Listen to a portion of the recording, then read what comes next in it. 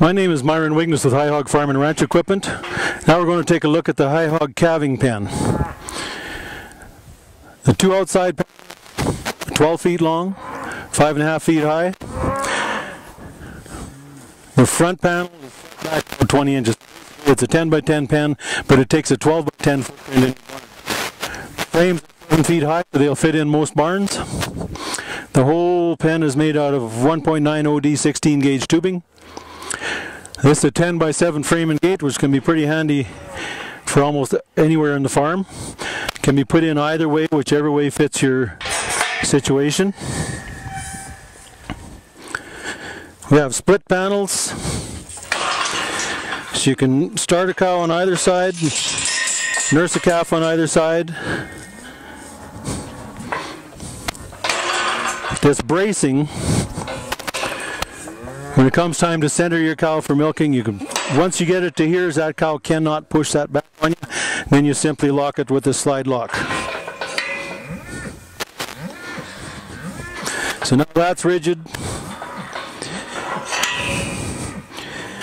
You can start your calf. If you need a little extra room, this bottom one, you can just pull it out and get it out of your way. Chains, you can come behind your cow, lock that chain so she can't back out on you. That head gate is the same head gate we looked at in the heavy duty parallel axis squeeze chute, except it doesn't have the sheet metal and it has a different handle. The framework, the timing chain, every part of it is just as heavy duty as the one in our squeeze chute. Self-catch head gate, very simple setting with the chain. It is capable of going full width both in and out.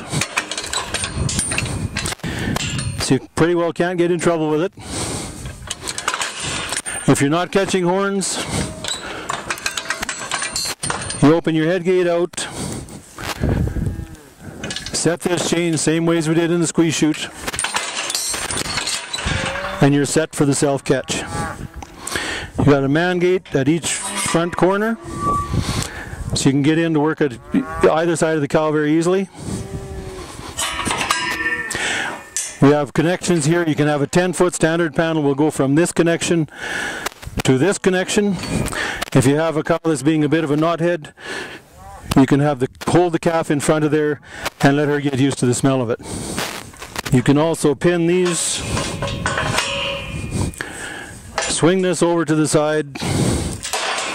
If you take out this bottom panel, you can hang a heat lamp in there. If you got a calf that's a bit chilled, you can hold the calf in there under a heat lamp. Now if you got cows that are being a little less than cooperative, now this is a hint,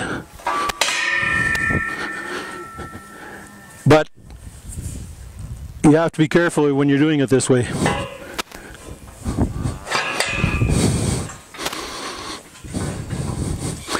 If you got one that doesn't want to move into the head gate,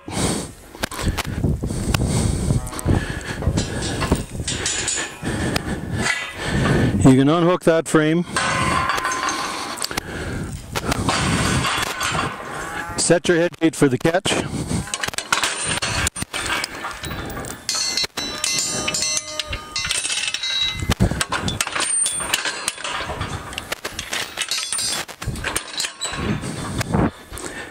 bring your cow in through the back gate, and if she isn't really sure what that head gate is for, You can bring this panel in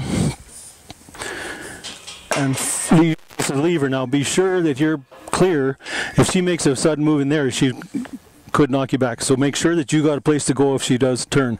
But you can actually squeeze her in towards that head gate, then put this chain behind her. And now she can't get back on you. There's also some people that have, or one guy I know of that turned an old house into a calving barn.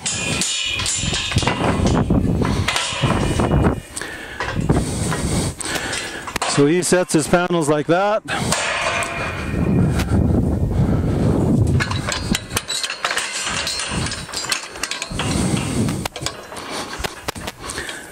Here's the door to his old house coming into his calving barn. He's got panels, I imagine they're Hi-Hog, coming to the door.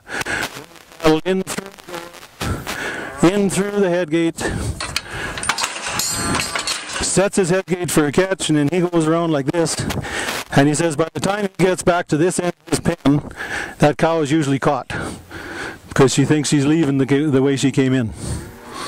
So it always works if you got to be a little bit smarter than the cow that you're handling, and if your barn will accommodate this configuration, it can make life a lot simpler for you.